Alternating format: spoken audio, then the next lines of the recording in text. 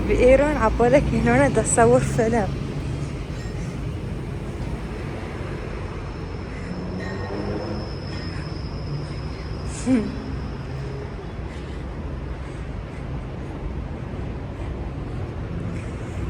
ما تدرون أحس بس أسمع صوت دراجة والله أحس قلبي يروح، أحس حيجون ياخذ الموبايل من عندي. الله ايش قد حلوة،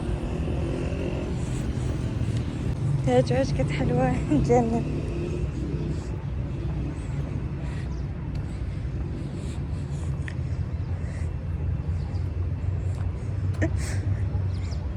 أعتقد اجيت غلط. رديت أعبر ذاك الشارع، اجيت فأنا كنت على ذيك الجهة، اجيت من جوا من هذا النفق اجيت لهاي الجهة، بس أنا ما أريد أروح مستقيم، أريد أروح من ذيك الجهة.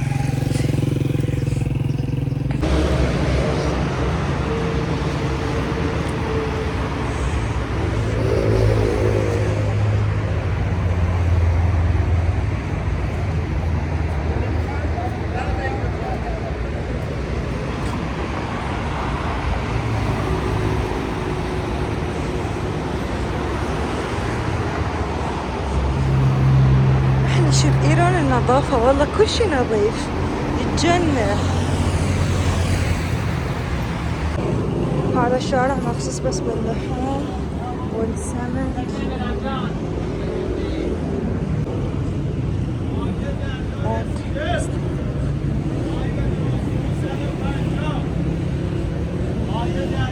أكثر هو في الشارع هنا معروف بكل شي، باللحوم بأسماك.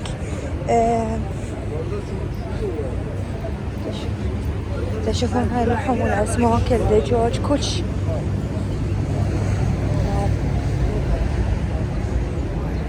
الجهة الثانية من هذا الشارع بها موبايلات، يعني هاي الجهة كلها بس مالت اللحوم والأسماك والدجاج، والجهة الثانية بها بس محلات موبايلات.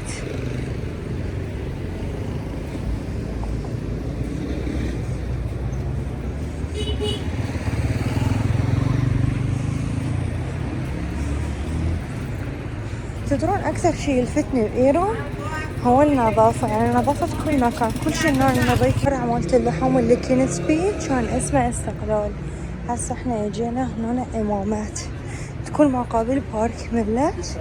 هنا كله شارع مختص بالأحذية والملابس، ومن هناك الشارع مختص بالذهب، يعني بمعنى أشياء مال ذهب. أشياء مال ذهب شنو قصدي، محلات مال ذهب.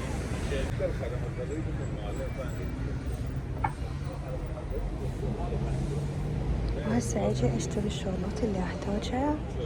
انا كل شي احب هاي المحلات، لازم اجي اشوف شنو بيها ما بيها.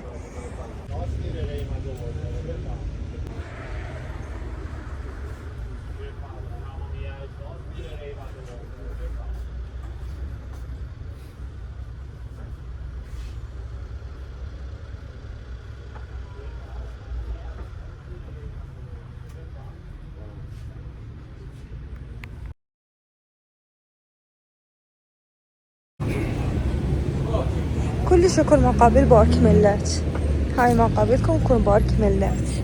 هسه هنا اجينا صار خيابون معلم، شارع غير شارع، تشوفون المحلات والاشياء كلها حلوة الجنة. هذا الشارع اكثر شي بيه ملابس النسائية رجالية، احذية شالات، احذية قلت تكرمون. تشوفون الملابس ايش قد حلوة تجنن. خلي اروح اشوف.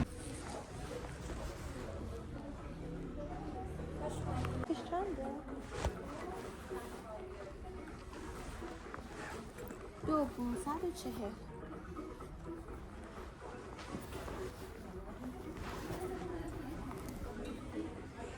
يعني 1,540,000.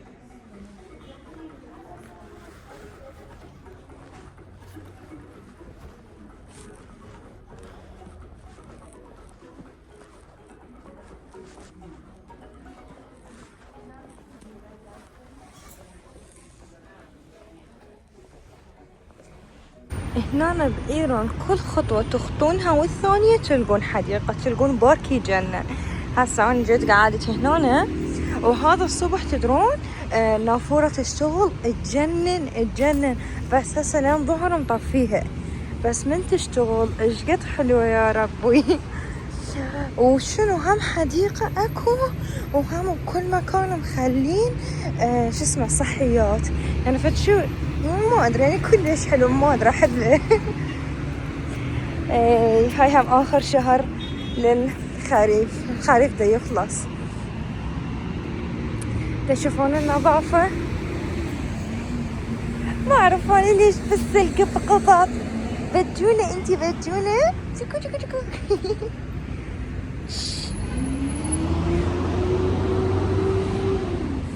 وهاي هي الصحيات، حتى الصحيات اللي مخليني بالحدائق العامة هم نظيفة يا ربي.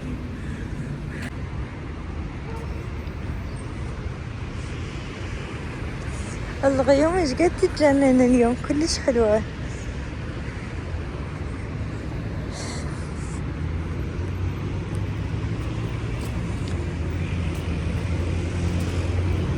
تعرفون بعد شهر على امتحاناتي وأنا ما دارسة أي شي، المفروض هسه أني أقعد أروح أدرس بس ما أعرف ليش دا فرفر.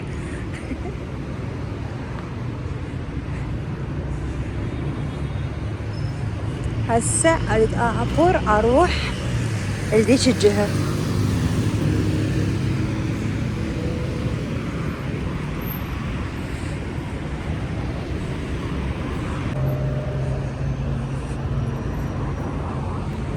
هاي المحل مالت السرايات ايش قد حلو، خل اقرب لكم اياه تشوفوه. هذا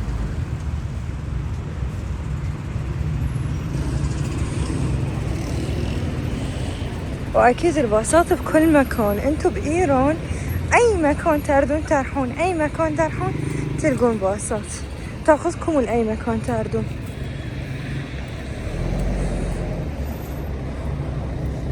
بس اكيد لازم تختارون الخط الصحيح وتصعدون بالخط الصح حتى توصلون للمكان اللي تردونه بسهولة.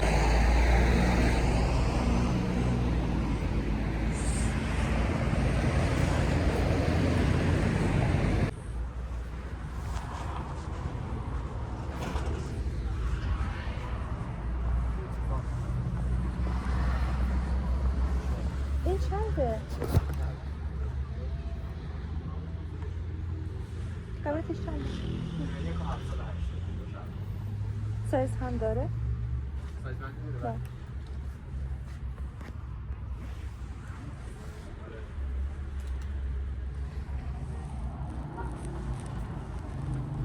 آقا من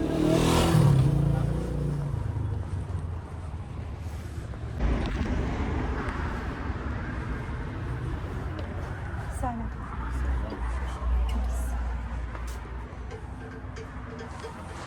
یه جایی هستش مال دارو داریم؟ جای دارو داریم؟ هم یه جا آره همون یه جایی هستش که توش دارو میذارم.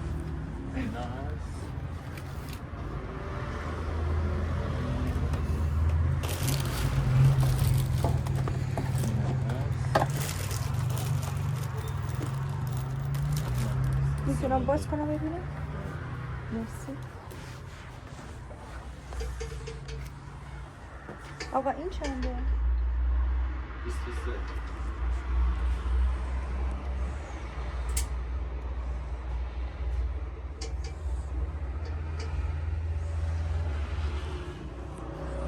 اشتريت هاي على مود الأدوية مالتي، مو أدوية فيتامينات.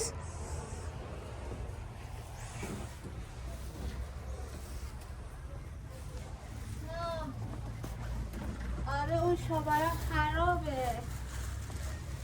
حالت خوبه؟ خیلی ممنون. آره مامانم سلفی کرده. خیلی ممنون.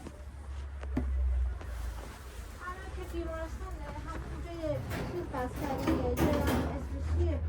دکتره که بابای لیدا بستری بود. ناظرم یه خیریه هست دوست داره حرف بزنه من نمیتونم. بخیر میتونم پوست کنم ببینم؟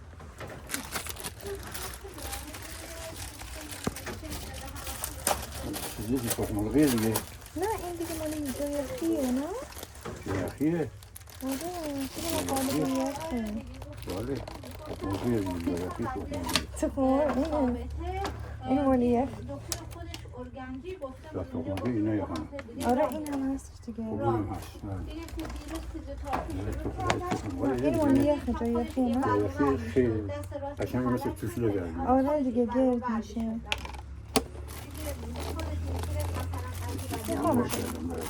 ها اسمها باي كلام لا رئيس بخبير منك رسولي من جاي أخي كم يعني لكن أنا مرة كلام كم بعد يعني استني قسم همون جاي پیدا کنه چیز خوب دیگه ولی خیلی شیک جنسش هم خوبه آره اینا وقتی انگار یخ چیز میمونه مثل انگار چوسله خیلی چیز قشنگیه تو هم باش داریم استفاده شده مرسی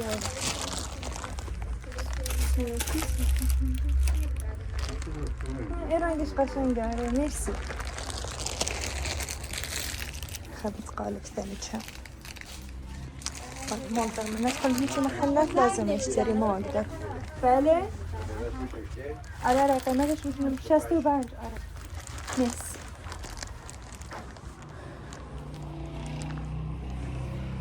قلت لكم انا ما اقدر من ادخل هيك محلات لازم اشتري مو بيدي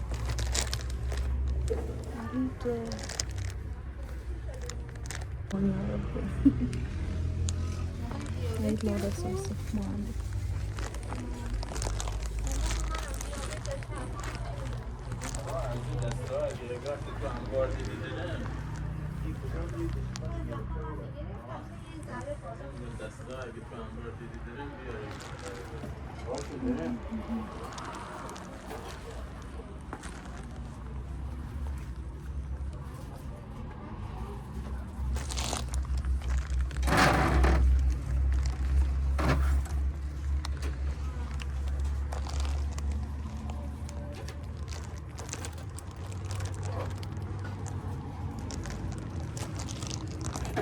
ماشي في السادي ان شاء الله سعد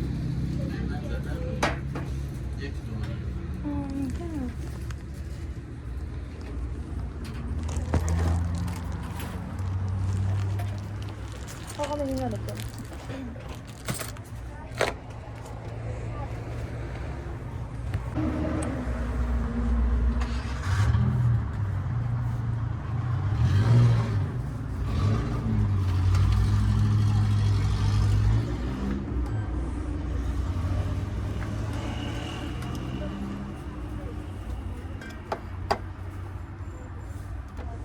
چهار تا دو اونا 2 تا قطر داره نه؟ میگه همونو میخوام بله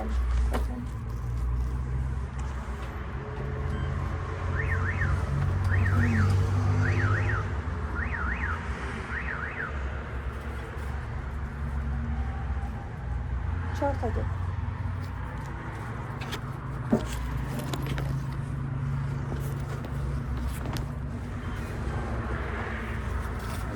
مرسی روزه هاش خیلی خوشی باش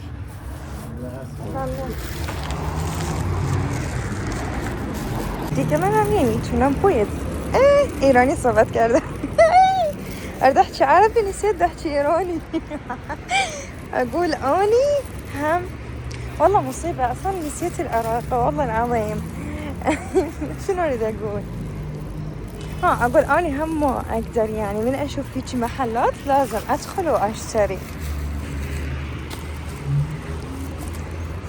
تدرون أصلا الساعة 7:01 بس عبالك عصر قد الجو حلو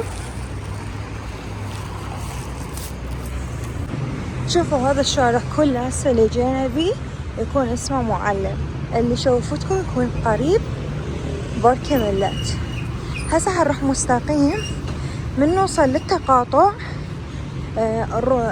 نروح على الجهة اليمنى أو الجهة اليسرى يكون خيابون سيد رازي يعني شارع سيد راضي إذا نروح مستقيم يبقى بالبارو معلم، يبقى هذا الشارع. أحس ما دا أحكي صح، انتظروا خلي أفهمكم صح.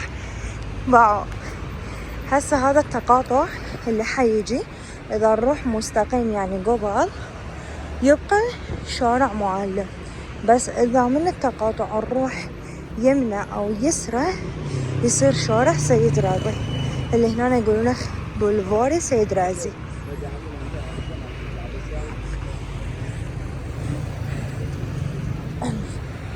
شوفوا هنا بولفار يعني مثل شارع رئيسي يكون بيه خطين، يعني هيك يكون بيه سايدين قصدي، بس خيابون يكون تقريبا سايد واحد أو أصغر، والكوچة تكون فرع.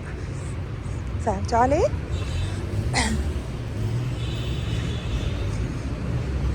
فهسه أني حروح سيد راضي، ما راح أروح قبل لأن بيتي من هاي الجهة أروح مستقيم لازم.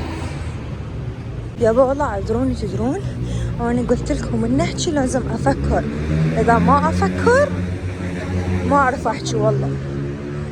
هم من جيت درست إيراني وأكثر الأوقات أنا بإيران ومشغولة بالمحيط، يعني مشغولة دراسة وأصدقائي كلهم إيرانيين وعلاقاتي كلش هوني جدا محدودة. وهنا بإيران ما عندي أحد والله أحكي عراقي، بس أحكي فارسي، فعلى مود هيك أحس الإيراني صار عندي أسهل ودا أحكي إيراني أكثر من العراقي. من أجي أحكي عراقي والله أحس صار قوم يصير أحس قوم تصير عندي مشكلة ما أقدر أحكي.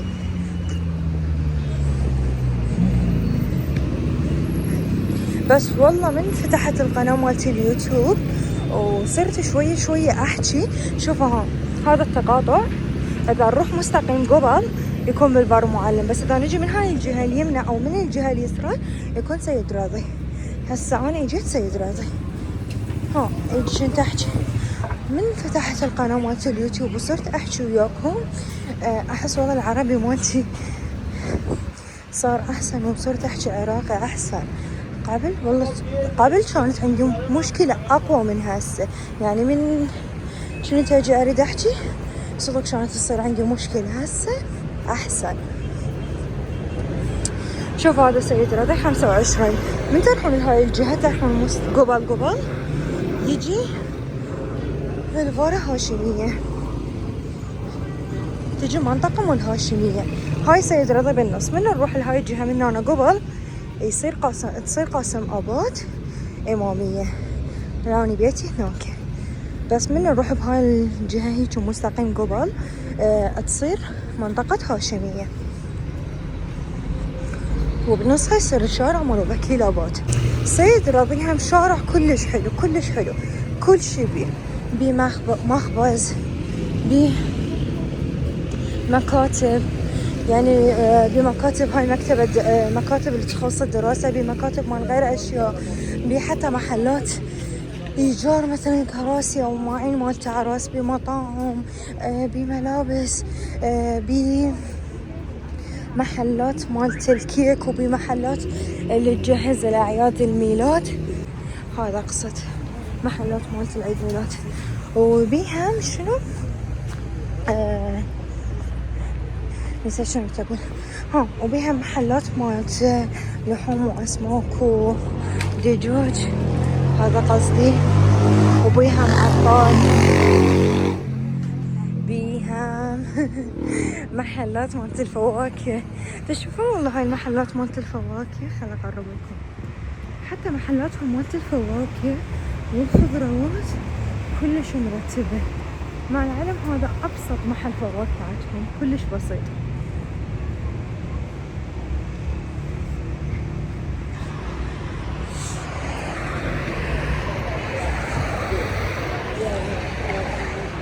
تشوفون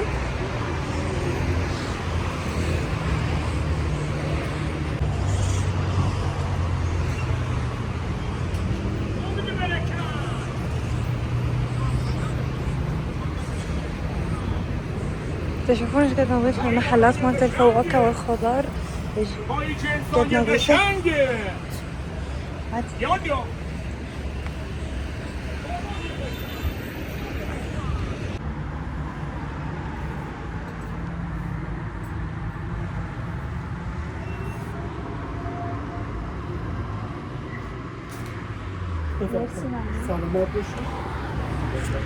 رحت اشتريت حمرة بس اعتقد اخذت اللون الوردي مالتها وانا كنت رايدة اللون البيجي.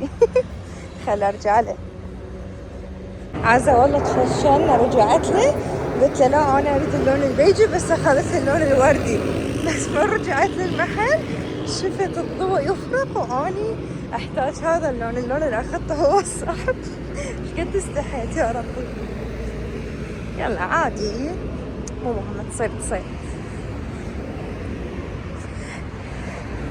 هنا محلات مالت الورد بكل مكان، اي مكان ما تروح على الاقل لازم تلقى 10 محلات ورد بالطريق. تشوفون الورد ايش قد حلو يجنن يموت.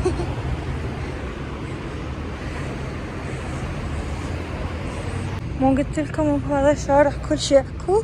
شوفوا حتى مستشفى هم اكو هنا، مستشفى متخصص للعيون، مستشفى مالت العيون هنا موجودة.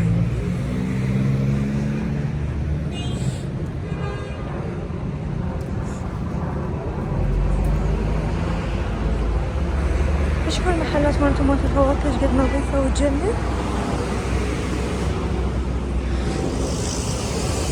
وبهذا الشارع حتى بنزين خونة هم موجودة.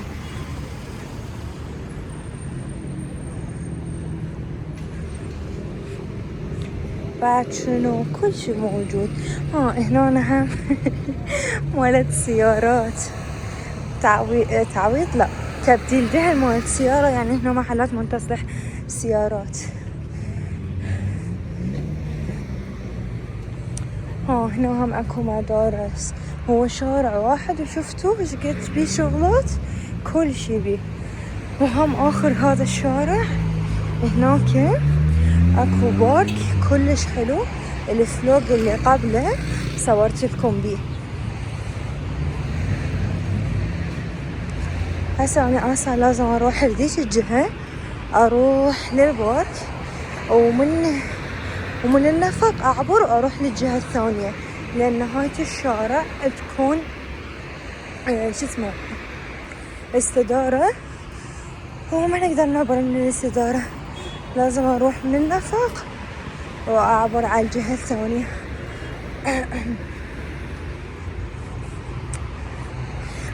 قبل لا يخلص الشارع لقيت لكم شي ثاني. هنا هم يغسلون السيارات،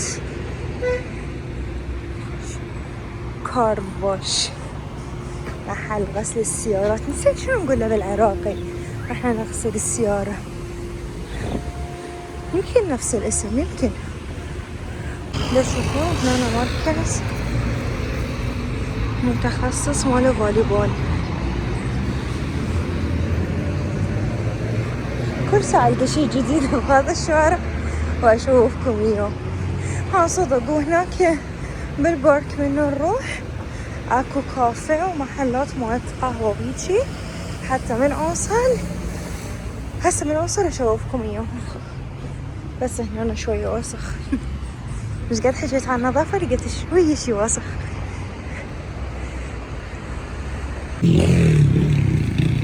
كل ما كنت تروحون لازم تلقون حديقة، حتى لو 3 مترات بس لازم اكو. وهنا دراجات لا بايسكلات. خل اروح اعبر الشارع. يما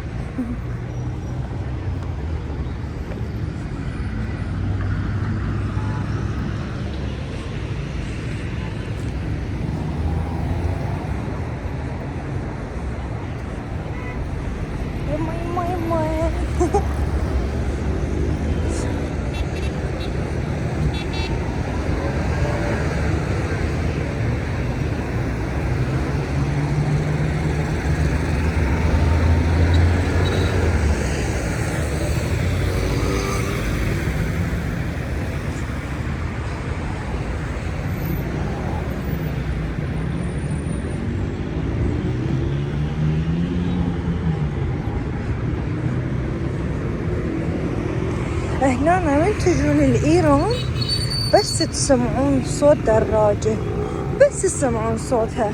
إذا موبايل بإيدكم ضموه، إذا عندكم فلوس ضموها اي شي لا تخلونه بايدكم، واذا شايلين شوفوا هسه وجه من هاي اجا من الجهه راح اروح من هاي الجهه كلش والله هنا ياخذون موبايلات. اكثر الناس اللي يجون الايران مخصوص قريبه الحرم يعرفون اهل الدراجات يبقون موبايلات. ها قلت لكم اذا بايدكم هم جنات كلش مخصوص يعني النساء، اذا بايدكم هم جنات فالزموا جناتكم بقوه، يعني كل بصوره عامه من تطلعون برا للشارع كلش انتبهوا على موبايلاتكم ومساكاتكم وفلوسكم لان والله ياخذوهم. ومخصوص هذول اهل الدراجات اللي يكونون قريبين من الحرم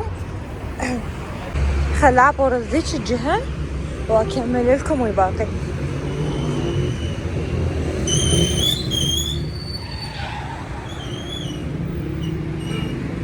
هذا الشارع اصلا بعد ما خلص، تشوفون هنا حتى هم اكو جامعه، وبهذا الفرع اكو جامعه. فخل اعبر ركض ركض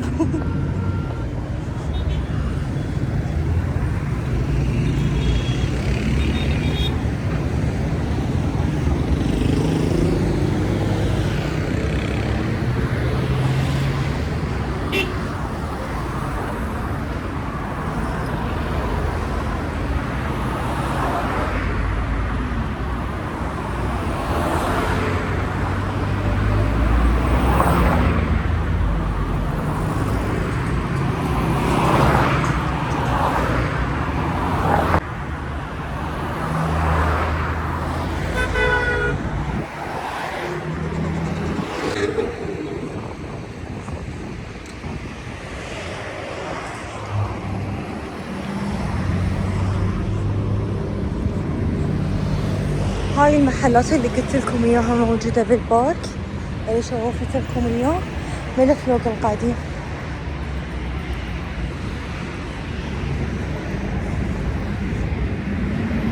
هاي مالت القهوة، هاي القعدة مالتها.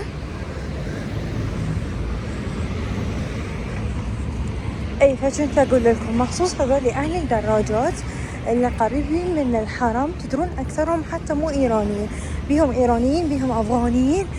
فمن يشوفون مخصوص البنات العراقيات معروفات من لفة الحجاب مالتهم، يعني العربيين كلهم معروفين من الحجاب، طريقة الحجاب مالتهم.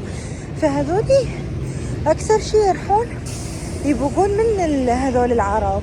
ليش؟ لان نقول لك العربي ما يعرف، ما يروح يشتكي علي، ما يلاقيني، مو مثل الايراني. الايراني شوية صعبة يروح يشتكي، ممكن حتى يطلع يلقاه، بس اقول لك العربي ما يعرف هنا شيء، ما يقدر يشتكي علي، ما يقدر يلقيني. فاكثر شيء بقول من العراقيين يا العرب بصورة عامة. على مود هيجي كلش انتبهوا على شغلاتكم من تطلعون للشارع، موبايلات، مستمسكات، كل شيء.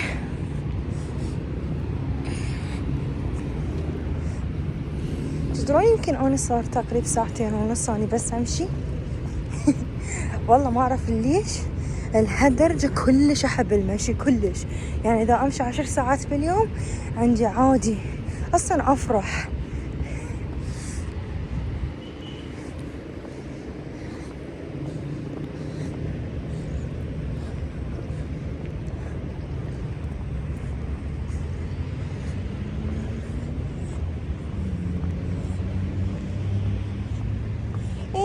اكو سمكات صغير بناتي هناك.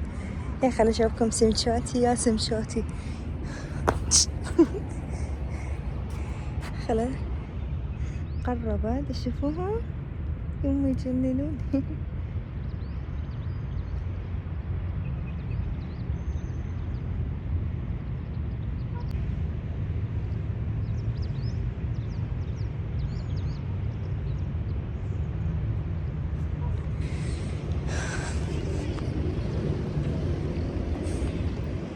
هنا أكثر الإيرانيين بس أكثر شي يجون الصبح هم النافورة تشتغل، وهم يجون يسوون رياضة.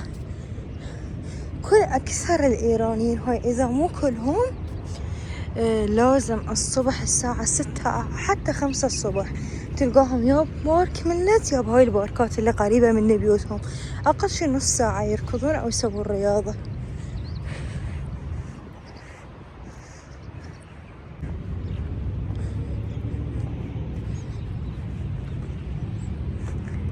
صدق تذكرون بالفلوق اللي قبل هذا قلت لكم أريد أضعف، فمن ذاك الفلوق لهذا الفلوق نازلة بس كيلو.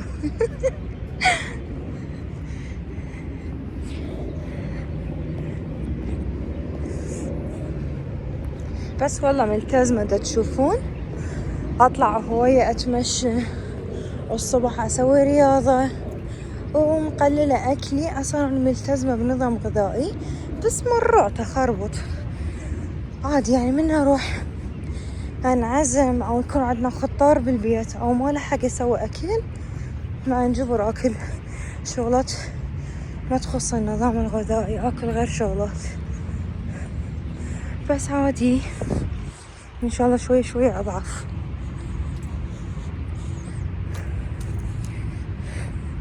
وأكيد أكيد كل بارك تروحون لازم تلقون بيه أقل شي فد 3 أماكن مخصصة للألعاب. تشوفون عشان دا يلعب بنتي.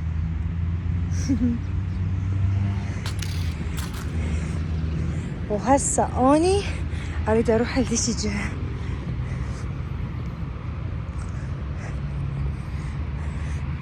أعتقد جيت خطأ، لازم أطلع من هناك. إيه جيت خطأ، لازم أطلع من هناك.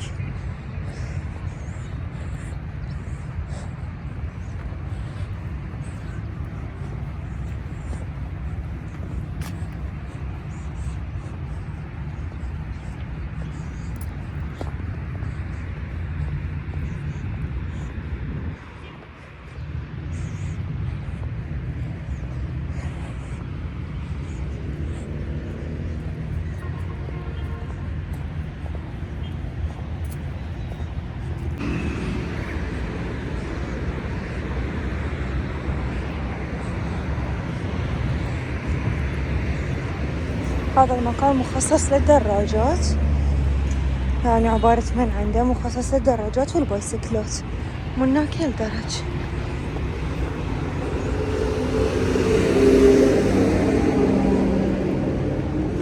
تشوفون هذا النفق أكثر شي والله يخوف. أصلا أنا إذا تصير شوية الدنيا ظلمة مستحيل أجي منه، مستحيل.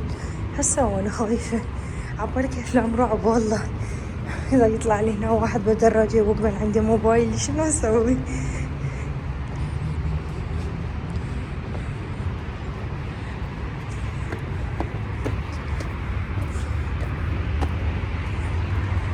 أكثر شي أحبه هو هذا.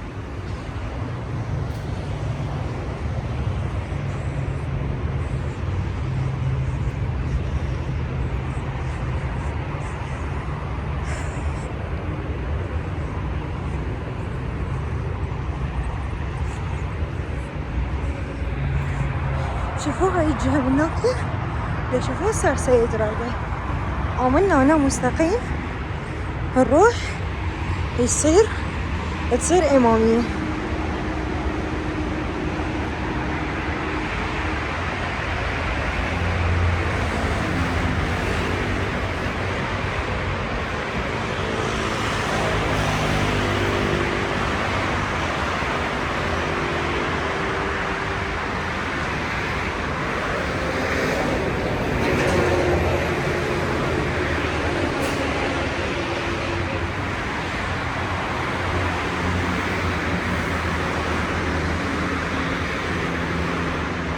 ما أعرف ليش إيدي تهتز.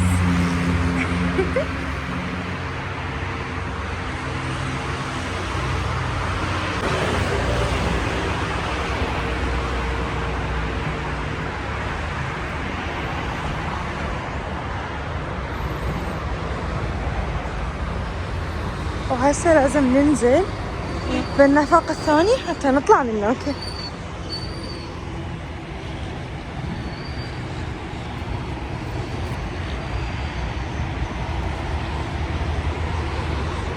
جيت خطأ دائما اني اجي خطأ.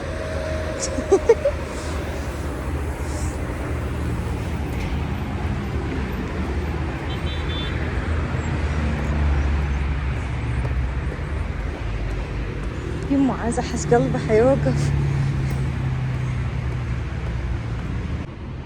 يما يخوف. ومن هنا نصعد وهنا صار بلفار الإمامية وشاهد، يعني شارع الإمامية وشاهد. هون بيتي هنا في هاي المنطقة،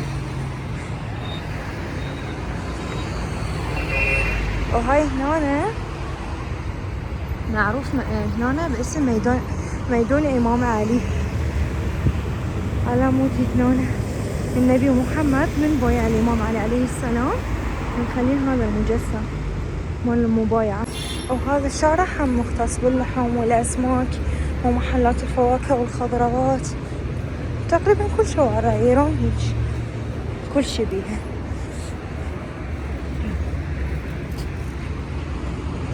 وهذا الشارع هم أكثر شي موجود بيه محلات مالت أسماك وحواض أسماك.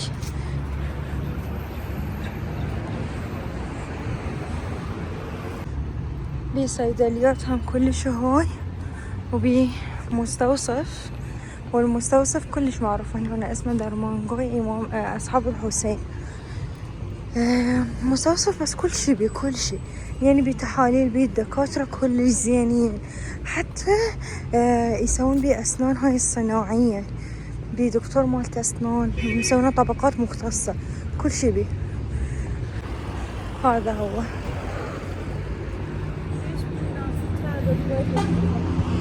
أول شي صيدلية، واللي بعده هو المستوصف. هذا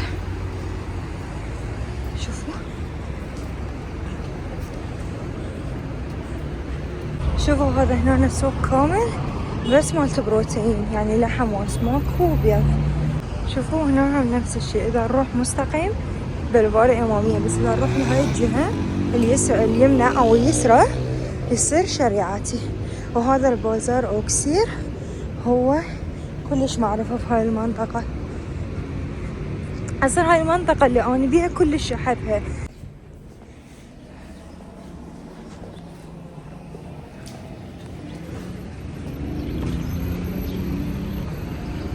رحت هم اشتريت ايربود. اني هسه راح اوصل للبيت، فلهنا أنا راح ينتهي الفلوق. اتمنى استمتعتوا وياي. اذا حبيتوا الفلوق لا تنسون اللايك والاشتراك. اشوفكم الفلوقات الجاية ان شاء الله. باي باي.